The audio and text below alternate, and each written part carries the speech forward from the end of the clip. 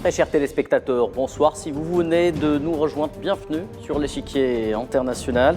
46e jour de génocide à Gaza, 46e jour de massacre perpétré par l'entité sioniste. Le bilan est particulièrement lourd, il ne cesse de s'alourdir. 14 128, retenez bien ce chiffre, 14 128 martyrs depuis le 7 octobre dernier, plus de 30 000 blessés depuis la même date, en majorité des enfants et des femmes, selon un dernier comptage rendu public par le Bureau d'information gouvernementale et le ministère de la Santé à Gaza. Alors dans ce contexte tout à fait particulier de génocide et d'escalade, l'entité sioniste choisit de poursuivre sa politique de cibler les hôpitaux au détriment, au mépris du droit international humanitaire et des appels internationaux parvenant de part et d'autre de la planète de cesser immédiatement de cibler les hôpitaux. Alors après l'hôpital El Mahamadani, après l'hôpital Shifa, vient le tour de l'hôpital indonésien d'être ciblé par une série de bombardements. Plus de 700 personnes étaient hier dans la soirée sous les feux sionistes et s'apprêtaient justement à être évacuées vers l'hôpital Al-Nasr, chose qui a été faite en partialité. Alors pour parler de ce sujet, ce soir j'ai le grand plaisir d'accueillir Amjad Chihab. Vous êtes professeur en sciences politiques, vous êtes en direct avec nous depuis la Palestine justement, depuis Al-Quds. Bonsoir et merci d'avoir accepté notre invitation dans des conditions, nous l'imaginons, très difficiles. Bonsoir à vous, je vous salue tous. Gamal Abina, politologue, analyste, journaliste également, éditorialiste. Vous êtes en direct avec nous depuis Paris comme d'habitude. Bonsoir Gamal, merci d'être avec nous. Bonsoir et merci pour l'invitation.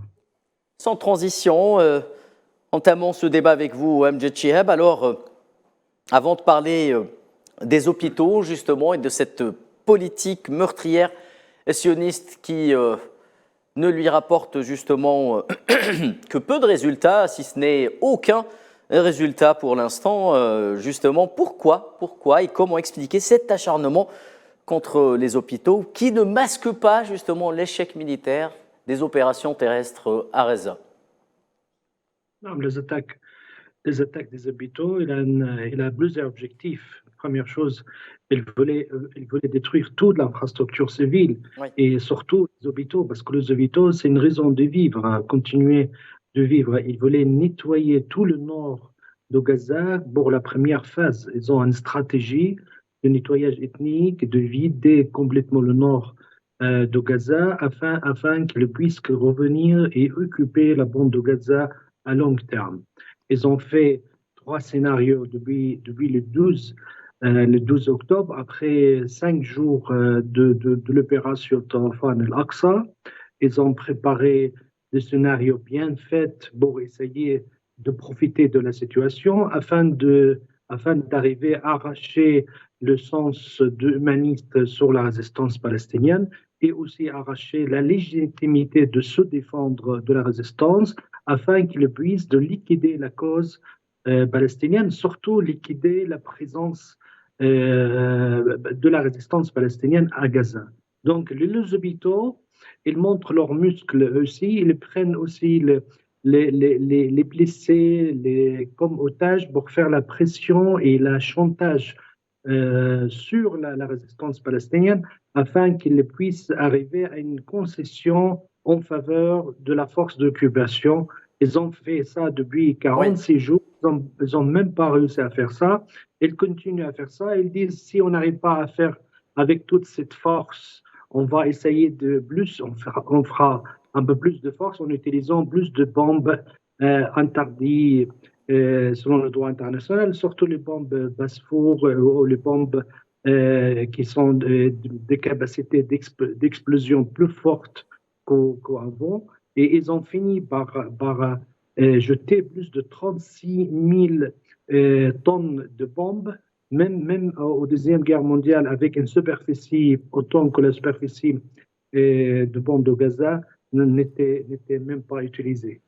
On parle d'une quantité énorme par rapport à la superficie, par rapport à la population, jamais vue dans l'histoire. Merci de le souligner, Amjad Chihab. Gamal Abina, sincèrement, qu'espère réaliser ou qu'espère trouver l'entité sioniste dans des hôpitaux qu'elle bombarde à longueur de journée, si ce n'est le reflet de son échec patent jusqu'à maintenant? Simplement, d'abord, ils ont commencé par bombarder un premier hôpital et pour lequel ils avaient prétendu que ce n'était pas eux. Ils avaient fait croire que c'était un tir du djihad islamique avec une force de frappe très, très importante qui n'est pas à disposition des Palestiniens.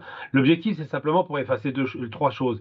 L'humiliation de leurs services de renseignement qui n'ont aucun niveau et qui le prouvent à nouveau d'ailleurs, puisqu'ils prétendent qu'il y a des bases de commandement dans les hôpitaux et ça a été prouvé que c'est faux. Ils sont arrivés à mettre 3 Kalachnikov ridicules avec quelques ordinateurs pour faire croire que c'était une base opérationnelle du Hamas, qui serait complètement d'abord stupide de la part du Hamas et ensuite surtout faux parce que ça justifie des meurtres dans les hôpitaux et des violations des règles de la guerre, hein, puisqu'on ne peut pas attaquer un hôpital, on ne peut pas attaquer des ambulances, on n'a pas le droit de cibler des journalistes, mais bon, Israël n'hésite pas une seconde dans son sionisme absolu à le faire parce qu'il ne respecte pas la vie des Arabes qu'ils considèrent comme des animaux, il faut le rappeler systématiquement. Donc ce gouvernement d'extrême droite, qui est le plus extrême qu'ils aient jamais obtenu, a décidé de mettre les bouchées doubles parce qu'ils ont été humiliés sur le front sécuritaire. Ils vendaient à leur population la sécurité totale avec l'écrasement des Palestiniens qui ne pouvaient plus se relever, ont pris une claque littérale sécuritaire le jour du 7 octobre qui correspond aux 50 ans de la victoire arabe sur Israël en 73, il ne faut jamais l'oublier, c'est une date anniversaire très importante, et surtout 30 ans après l'échec des accords, ces soi-disant accords d'Oslo qui devaient donner la naissance à l'État palestinien. 93 plutôt. 93, pardon. C'est ça, voilà. Et donc, ce qui se passe, c'est qu'ils ont tenté d'effacer ces faiblesses de leur sécurité, de leur armée qui n'a pas combattu au départ. Je rappelle on a eu des images d'Israéliens qui couraient de peur face à des combattants armés pour une fois. Et surtout leur mur à 1 milliard qui n'a servi à rien, l'ultra-technologie ne sert à rien face à des gens qui sont déterminés, qui a été enjambé très facilement d'ailleurs, des murs de 6 mètres parfaitement inutiles, et leur dôme de fer qui a montré ses faiblesses très rapidement, puisque les missiles sont tous passés, enfin les roquettes pour être très précis, sont passées massivement. Donc tout cela pour dire qu'ils ont fait plusieurs fautes politiques. Il y a aussi, ça commence à sortir, le bombardement de leur propre kibbutz par leur propre armée, ça commence à venir. Oui. Voilà, donc tous ces éléments-là ont démontré qu'ils étaient faibles. Avec leur la fameuse RAF Party bombardée par des hélicoptères de l'entité sioniste. La RAF Party et les kibbutzim, qui sont de gauche. Rappelons quand même qu'il y a un rapport malsain entre la gauche et l'extrême droite, et donc ça ne les a pas dérangés de tuer des gens, dont une femme qui était une femme pour la paix. Donc c'est intéressant de le rappeler. Mais simplement pour revenir à nos moutons, c'est qu'en vérité, c'est une démonstration de force surdimensionnée. Alors ça vient d'être évoqué, 36 000 tonnes de bombes, ça veut dire plus de 36 000 mégatonnes, c'est ça. C'est comme ça que ça se mesure en nucléaire. Et ça correspond à peu près à 2,5 fois ce qui a été fait à Hiroshima, qui a tué 70 000 à 140 000 personnes. Alors simplement pour dire que beaucoup en Occident disent que ce sont les chiffres du Hamas, j'aimerais dire que tristement, et je vous annonçais malheureusement un mauvais scoop, il est impossible qu'il n'y ait pas au minimum 40 000 morts. Pourquoi?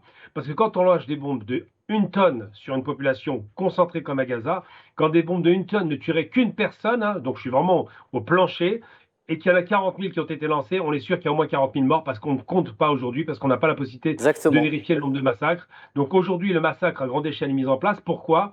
Pour essayer de masquer l'humiliation d'un système de sécurité qui a failli. Et en vérité, l'autre aspect, et c'est le plus grave, un nettoyage ethnique. Alors ça veut dire quoi? C'est nettoyer la zone de la population, c'est ça un nettoyage ethnique, c'est pas une extermination. Là on parle de massacre de masse et de nettoyage ethnique.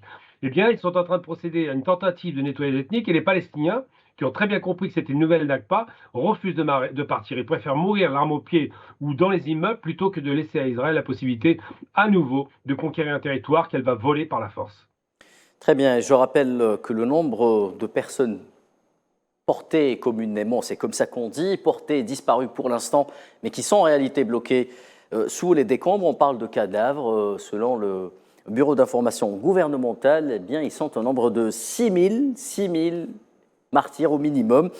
Amjad Chihab, de notre côté, je pense qu'après avoir assisté à une série justement de bombardements sionistes, doublés d'opérations, de raids et d'assauts sur ces hôpitaux, il ne subsiste plus aucun doute que l'objectif véritable de l'armée d'occupation, eh bien, c'est de poursuivre ces opérations meurtrières pour ceux et celles, et notamment beaucoup d'enfants, qui ont pu survivre au bombardement, tout simplement. Oui, ils vont poursuivre parce qu'ils ont des objectifs et ils profitent de la couverture le comité international, des États-Unis, de l'Union européenne, surtout les Français, les Britanniques, les Italiens, les Allemands. inconditionnellement. En plus, il leur soutient sur le plan politique, sur le plan militaire, sur le plan médiatique et sur le plan aussi économique. Et c'est jamais vu, on n'a jamais vu un soutien inconditionnel comme ça. Et surtout que tout ce qui se passe comme des crimes, c'est contre les valeurs européennes et contre les valeurs, les principes aussi de droit international et droit des enfants, droit des femmes. Et on voit toutes ces violations, toutes ces devoirs de mesure, toutes ces grandes hypocrisies, cette crise de moralité aussi. Ça se voit, l'Europe et surtout l'Occident paye un prix, il sacrifie de sa réputation et de son image, et au moins devant leur peuple de cette manière pour défendre la force d'occupation israélienne. Et sur le plan juridique aussi, sur le droit de se défendre, on ne peut pas donner une légitimité à une force d'occupation d'utiliser le droit de se défendre sur une population sous occupation. Et c'est contradictoire aussi. La force d'occupation n'a pas le droit de déclarer la guerre contre une population Oui. sur sa domination. On parle de bande de Gaza, la bande de Gaza sous domination de la force d'occupation israélienne depuis 17 ans, sous embargo. Et il continue à utiliser l'article 51 de la Charte des Nations Unies et d'une manière contradictoire théoriquement sur cet écrit sur cet article. Par exemple, cet article, il donne les membres des Nations Unies de se défendre contre une attaque d'un autre État, une attaque d'un peuple sous occupation. Et il continue toutes ces massacres aussi sur ce qui s'est passé le 7 octobre avec les commissions d'enquête établies par la force d'occupation montrent clairement que les 1200 morts de côté de colons sont morts, plus de moitié sont morts par des balles et par des bombardements de la force d'occupation. Elle montre aussi des témoignages complètement contradictoires sur la fabrication des machines, des fabrications de mensonges, en disant qu'il y a eu des viols, en disant qu'il y a eu des 40 enfants. Toutes les statistiques qui donnent ce qui s'est passé le 7 octobre, elles ne donnent même pas 20 enfants qui sont morts. En effet. Et la majorité des morts par les festivals de musique, soi-disant, il y a eu une massacre côté de combattants palestiniens et la commission d'enquête était publiée aussi dans le journal très connu Haaretz. Haaretz, oui, qui a rendu l'information publique, rappelons-le, oui. Et il a rendu public que tous les massacres, c'était un massacre par la force d'occupation et qui n'a pas distingué entre le combattant de Hamas et les colons israéliens dans cet endroit.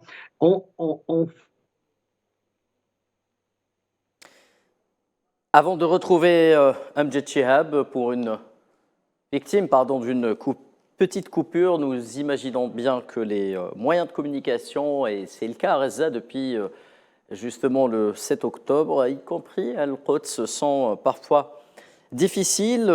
Dans ce contexte justement d'escalade et de destruction méthodiquement orchestrée par l'entité sioniste au détriment du système de santé à Reza, l'Organisation mondiale de la santé affirme que l'infrastructure du système de santé est en effondrement, je cite, effondrement complet, que seuls les besoins les plus élémentaires sont plus ou moins satisfaits. À 8h30, nous avons eu la surprise de constater que l'hôpital était assiégé et attaqué. Un des départements était directement visé. Le bombardement a entraîné la mort de plus de 10 personnes dans ce département. Jusqu'à présent, nous n'avons pas pu entrer dans ce département. Nous sommes restés près de sa porte, observant les dégâts considérables, sans pouvoir y entrer en raison du danger qui régnait dans l'endroit, qui est juste en face des chars israéliens. Yaman Abina, le monde entier regarde justement l'entité sioniste attaquer impunément des hôpitaux. Est-ce que vous pensez tout simplement que l'objectif principal est d'anéantir toute personne ou tout moyen pouvant contribuer à garder une personne en vie, qu'il s'agisse d'un bébé, d'une femme ou d'un vieux?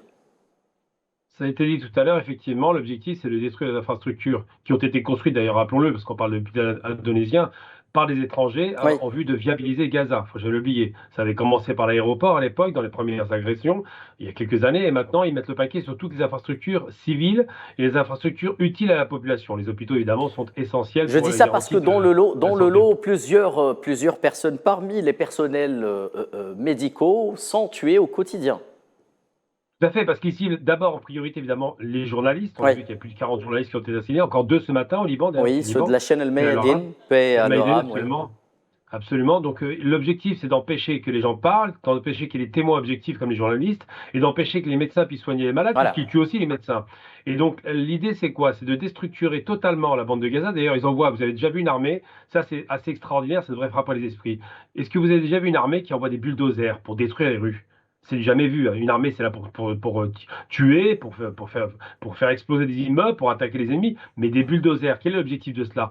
Simplement pour détruire les rues, détruire les espaces dans lesquels il y a la vie en commun et faire en sorte qu'il devienne impossible pour les Gazaouis d'envisager de vivre sur place. Et d'ailleurs, c'est dans les plans depuis longtemps, dans les cartons israéliens, à savoir l'État sioniste veut s'emparer de la bande de Gaza en déportant, j'utilise bien le terme déporter, Oui. comme les Allemands l'avaient fait les nazis l'avaient fait sur les Juifs, en déportant les Gazaouis en Égypte. C'est ça l'objectif qui était voulu. Et actuellement, il y a aussi, puisque toutes les factions palestiniennes sont enfin d'accord pour lutter de façon fraternelle contre leurs émissionnistes, de l'autre côté, du côté de la Cisjordanie, des combats actés avec, là encore une fois, une volonté farouche de la part des barbares qu'on appelle colons, tout simplement, donc des colons, de tuer des Palestiniens il y a des centaines de morts, là pour l'instant je crois qu'il y a 300 morts, dans le but de les déporter en Jordanie. C'est ça l'objectif. Donc les alliés, soi-disant d'hier, Égypte et Jordanie, seraient évidemment les dindons de la farce. Si on déporte les populations palestiniennes, ça ferait des millions de personnes qui seraient dégagées d'un côté et de l'autre. Objectif affiché en détruisant toutes les infrastructures civiles, toutes les infrastructures utiles au quotidien, toutes les infrastructures qui garantissent la vie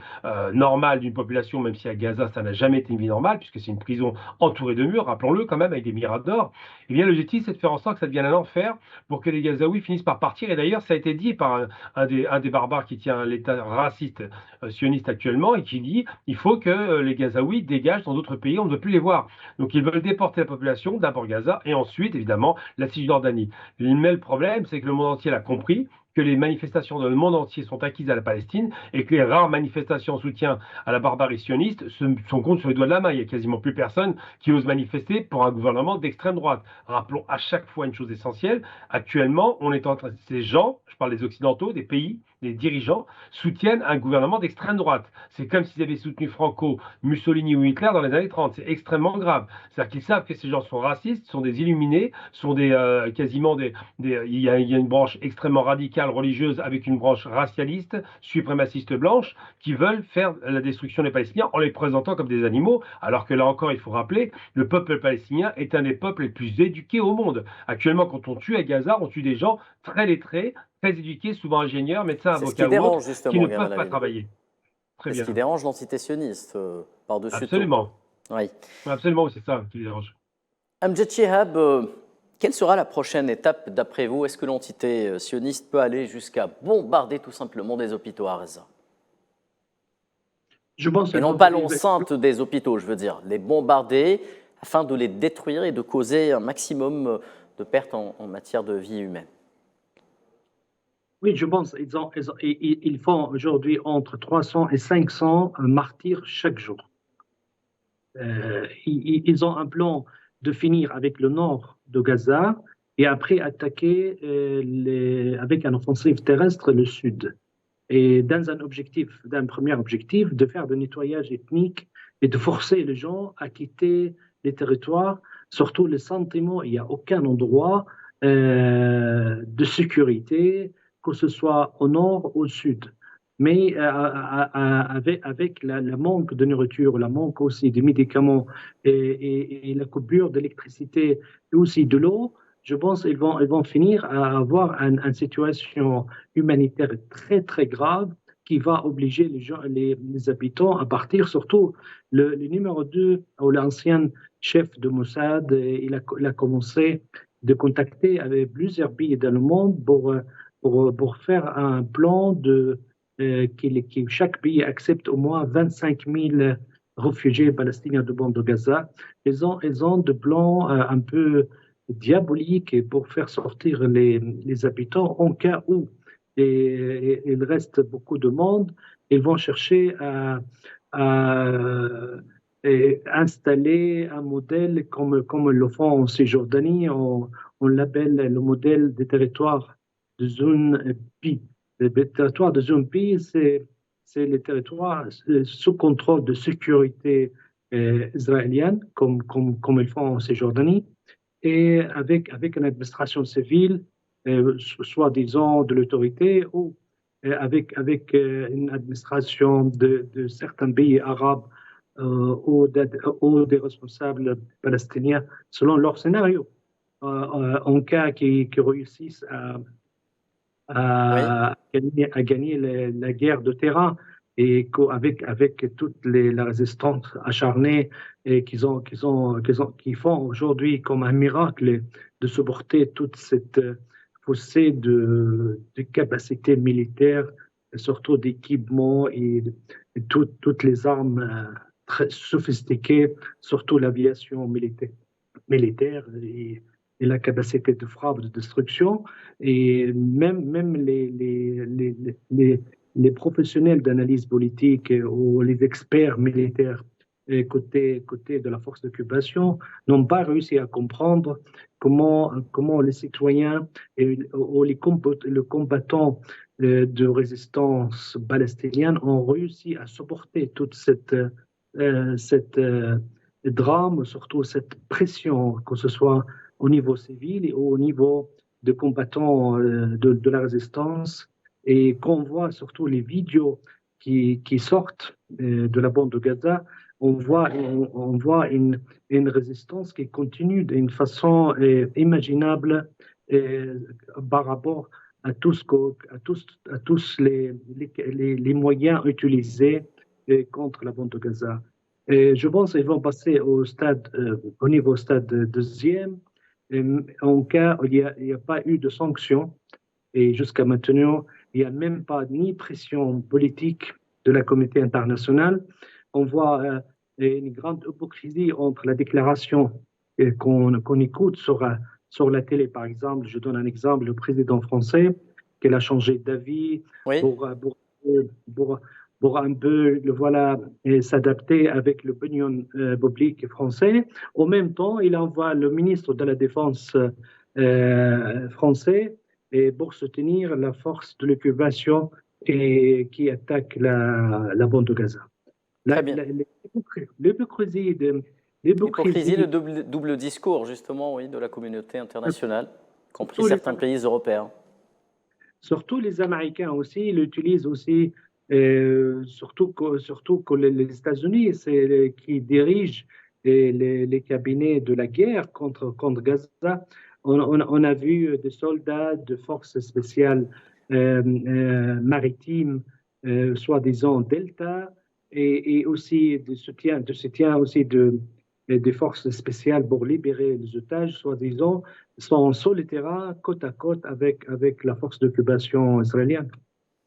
Très bien, merci Amjad Chihab. Avant justement de clore ce programme, je rappelle juste que le porte-parole du ministère de la Santé à Gaza vient de déclarer, je cite, « Nous craignons pour la vie des gens qui sont à l'intérieur des hôpitaux Kamal Adwan, Al-Aouda et l'hôpital indonésien ». Le porte-parole du ministère de la Santé à Gaza qui a également déclaré à l'instant, l'entité sioniste mène des opérations de représailles à Gaza contre les hôpitaux. Ce sera donc le dernier mot de cet échiquier international. Merci d'avoir été avec nous. Remercions comme il se doit Amjad Chihab, professeur de sciences politiques qui était en direct avec nous depuis Al-Quds. Gamal Labina, analyste, journaliste, mais également éditorialiste, était quant à lui avec nous en direct depuis Paris.